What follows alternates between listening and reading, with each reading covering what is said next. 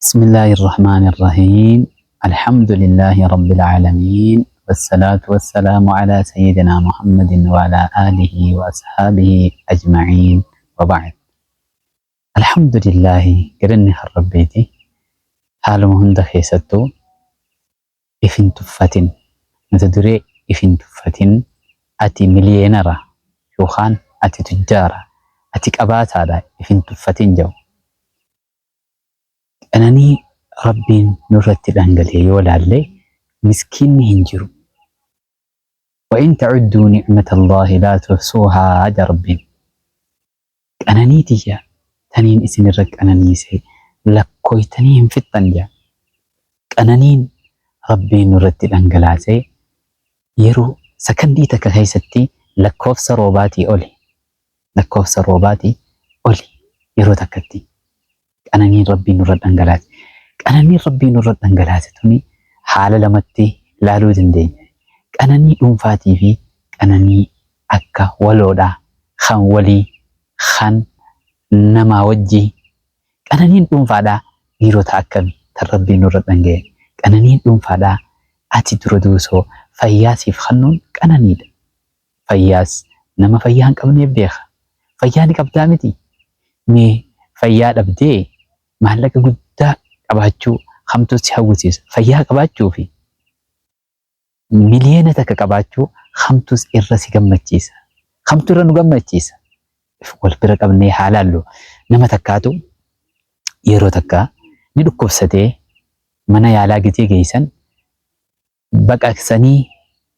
ركو اتجرتو سان إراباسو فينجاني اتجدي إراباسو داف مالك قد قافتن أتشيه بوي يا ربي خيجي أمتا أفرتم osoo waan takka namni nan gaafatiniin waa takka malee fincaan irraa baaste garuu yeroo takka narraa baasuudhaaf kunoo maallaqa guddaa na gaafatanii jee achumaa boo'e hoggaa kana rabbiinis fincaan hoggasumatti irraa baase. Qananiin nurra jirtu qananiin fayyaadhaa, qananiin qaamaa, qananiin ijaa, qananiin gurraa, qananiin harkaa, qananiin miilaa, qananiin sammuudhaa, aqlii qabaachuudhaa kun hundinuu qananii dhuunfaadhaati. Qananiin akka waliigalaatti immoo wanni rabbiin nurra qanani'ee aduunuuf ibsee halkaniif guyyaa wal jijjiiramuun bineensa adda addaa kana hunda keessatti ilma namaati. Waa hundaa'u rabbiin ilma namaatiif uume. Waan lafaan bahuu fi wanni samii bahus khidmaa ilma namaarra jirti. Beeladaan ilma namaa kaddamti. Bineensi bosonaalleen khidmaa ilma namaa keessa jira. Wanni hundinuu ilma namaa kaddamti. Garuu ilmi namaa rabbii tokkicha qofaaf gabra akka ta'u wanni hundinuu bineensi rabbiin uume wantoonni argaman kan nuti agarru kan agarre hundinuu khidmaa ilma namaa tajaajila ilma namaatiif oolchaa jirti. Ilmi namaa too bilaashuma uumamne ilmi namaa waa hunda keessatti rabbiin adda godheeti uume adda godheessi uume bar'ati namaa Afrikaan qaaliidhaati. Nama takkaatu qabeenya hin qabu jee hiraaree hoggaa hiraaru ani qabeenyaas hin qabu akkana jee hoggaa hiraaree nama takka nama beekaa tokko bira geeniif dhaqu mee ati si gammachiisaa jeen ija dhabdee miliyoona 10 qabaachuun si gammachiisaa ija hin qabdu jaan ija hin qabdu miliyoona 10 yoo qabaatte kamtu si gammachiisa ija qabaachuu moo ija dhabuudha moo miliyoona 10 qabaachuudha laaligaatu kam filatta. Haya yoo gurra hin qabdu gurri kee hin dhagayu miliyoona 10 qabaadhu jaanoo miliyoona 10 qabaattee gurri kee duudaa ta'uu kamtuu si hawwisiisa kamtuu si gammachiisa. Gurraan duudaa taatee miliyoona 10 qabaachuu sanii si hawwisiisa moo gurri kee fayyaa sii ta'uutu si hawwisiisa si gammachiisa. Arrabni kee dubbachuu dadhabee nama afaaniin hin dubbanne biibee moo maal jaaniin abukam jaaniin afaan arabaatti. Abukam nama afaan dubbachuu hin dandeenya afaan hidhaadhaa taatee miliyoona 10 qabaachuu kamtu si gammachiisa. Miliyoona 10 qabaachuudha moo afaaniin dubbachuu si gammachiisa. Atuu laalimee waan filattu. Haya harkaa fi miilaa sin qabdu miliyoona 20 qabaachuu kamtu si gammachiisa. Harkaa fi miila qabaattee miliyoona 20 dhabuudha moo harkaa fi miila dhabdee miliyoona 20 qabaachuu si gammachiisa. Kamtu si hawwisiisa. Laali walitti. Haya saniif san qofaa miti aqlii dhabdee miliyoona miti biliyoona qabaachuu kamtu si hawwisiisa aqlii dhabdee biliyoona qabaachuu dhamoo aqluma tee qabaattee yoo miliyoona illee hin qabaanne kamtu si gammachiisa duuba qananiin rabbiin akkanaa wajjiin hiraarra akkanaa wajjiin boonyee awwaata kan qabu an miskiinaa rabbiin nan jaalatu jenna sanii miti akkasii miti rabbiin si jaalata si jaalateetu waa miliyoonaa mi biliyoonatti illee hin gurguramne jechuudha saniif ati miliyoonarraa rabbi kee ifin tuffatin miliyoonarraa meeshaan sirra jirtu qaamni kee fayyaan ta'e wanni rabbiin siif kanne qananii rabbiin siif kanne miliyoonarraa sanii oli ati waa hundarra gaariidha ifin tuffatin miskiinummaa si jirtu ifin tuffatin ilmi namaa qaaliidha walaqad karramnaa banii aadam ilma namaa waa hundarra caalchisne ja rabbiin saniif ifin tuffatin yaa ilma namaa akkamitti if tuffanna kenna akkanaa gurguddoon tun meeshaan qaqqaaliin akkanaa tun hundi nurra jiraatte akkamitti if tuffanna yeroo takka nama wayii aaree rabbiin maal naaf godhee jedha huccuma takkittii tanaan qabaa miti jee takkittuma qabu sanuu rabbiif darbee deeme qullaa deeme hoggaa deemu namni itti dhufee mee nama ija hin qabneetu jira ijaan bituu barbaada maallaqa guddaadhaan nama deemu maalitti goota maallaqa kana hoggaa inni jedhuun ijaan bituu barbaada ijatee naaf gurgurtaa jeen hin gurguru jeen miila kee naaf gurgurtaa hin gurguru jeen gurra kee ni gurgurtaa hin gurguru jeen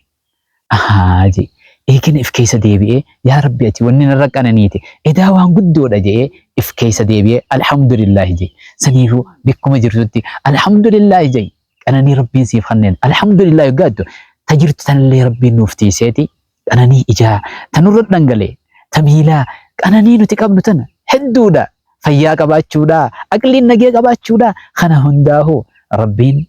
siif dabala aqlii gubbaan sii dabala fayyaa gubbaan sii dabala qaroolleen akka jabaattu godha yoo isaaf galata galchine qananiin tun hundinuu bilaashii fi miti rabbiin akka nurra dhangalaase nama wayiitu mootiirra ol seene hoggaan irra seenu na godhsi jeemme gorsa naa himi jeen bishaan dhugu jira bishaan inni harkaa qabu san maal jeen law mana'aka haadha shurb ilmaa jeen illaa binisfi mulkika hal tu'dii jeen aangoo teetana jeen inni bulchaadha aangoo teetana bishaan harkaa qabdu kana yoo dhabde yoo aangoo tana walakkaa takka kannite malee bishaan kanan harkattu yoo jaame akkam taata jeen aangoo tiyyamoo jeen walakka angooti jaaniin kan jeen yoom bishaaniin dhugu kana habbuqaa bishaanii kana dhabe walakka angooti jaaniin kan jeen haya jeen yoo habbuqaa eega dhuyde boodaan nees jeen eega dhuyde boodaan yoo sirraa bahu baate angooti ta hafteen yoo kannite malee yoo sirraa hin bahu jaan akkami jeen hayyoo bishaan yoo ni wanni hin dhuge sun narraa bahu dide mooji angoonti jaa yoo guutu fuudhamte malee niin kan jeen angooti jaan hoggaa kana maal jeen offin jeen limulkin shorbata maa'in wa bawla jeen of jeen aangoo maali jeen habbuuqqaa bishaanii takkaa fi fincaan namarraa bahu of jeen kanuma jeen kaanis ganda walitti qabeeti akka rabbiin ol si oofu aangoo gubbaan sii dabalu du'aa'ii naa godhaa jee ganda hunda walitti yaamee ganda du'aa'ii goosifate hoggaa kana tokko dhufee tanuma nyaatte nagaan sirraa baasu jeen gandi du'aa'ii godhuuf jiran kana yaameeti yaa gororee jeenati ha gororrirra yaa'u kun gororee gandinuu du'aa'ii naa godhe haasida nattaate miqqanyaa angooti jettaate jee kabale hoggaa hotu gandi du'aa'ii godhanii fi hoggaa biraa hotan fincaan isaa irraa ba'a fincaan itti dide jechuudha wanni nyaate irraa bahu didde hoggaa kana gandi hundinuu ni kijiba warri du'aa'ii naaf godhe gororee san nan yaamaa jee namichuma gororee san isuma san nan yaamaadhaa jee hoggaa gororee yaamaniif yaa gororee akkanaan ta'e rabbinaa kadhadhu jeen gororeen haya jeen aangoo ta'e cinaa takka ni kannitaa jeen rabbiin sirraa baasa jeen fudhadhu jeen aangoo cinaa takka kanneefi fincaanii irraa ba'e tokkoon na hafe jeen gaa yaa gororee tokko hafe jeen aangoo haftees kanni jeen hoggaa aangoo haftees guututti maaliin kanne wooma nyaate san rabbiin irraa baasuudhaani aangoo guutuu kanne hoggaa kana gororeen huccuusaa taaja mootummaa sanachi gubbatti uffateeti gubbatti ol bahee akkuma inni kabale sanitti kabalee uffin jeen antanan barbaadu jee darbee fi biraa deeme maal hubanna kanarraa qananii rabbiin nurra qananee Wallaafuu miti. Fayyaa nuuf kennee nama nu godhee ol jennee akka deemnu nu godhee beeladaa nu hin goone. Qananiin Rabbii sirra dhagalee sirnurra dhangalee waan lakkaa'umee dhumu. Wa in ta'udduu ni'mata Allaahi laa tuhsuuhaa. Qananii Rabbii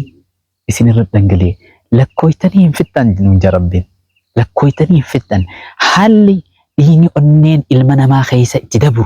takkittii tana qofa yoo laale mee namni waa baratu faan namni saayinsii baratu faan kan uumama qoratu qananii ilmi namaa kanarratti Rabbiin qananii hoggaa argu takkittiin sanuu gahaadha. Waan biraatii miti. Qananiin ijaa Rabbiin nuu kennuudha. Takkittiin tun yoonii fi Rabbiif halkanii fi guyyaa sujuuda keessa ka dabarsinu taate osoo umrii nu dheereessee amata 500 amata 1,000 Rabbi haa gabbarru taate qananii san galchinee fixuu hin dandeenye. Rabbi kanaa kana duuba akkamitti gamasaa haa deebinu. Duniyaan bar qabeenyi maalleeyni waan namni tolchee humaa keessan jirtu garuu kennaan guddoon kennaa Rabbiin nuuf kenne tana irraanfachuu hin qabnu. Saniifuu ati miliyeenarraa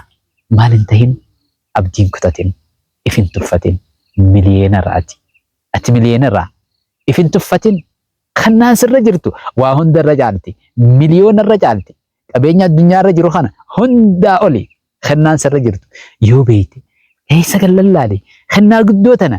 siif kennee waan miliyeenaa fi biliyeenatti atuu hin jijjiirre tana siif kennee Rabbiin maal si godhuufii miti si darbuufii miti si jibbuufii miti Rabbiin si jaalataa ifin tuffatin ati miliyeenarraa maal hin tahin ifin tuffatin.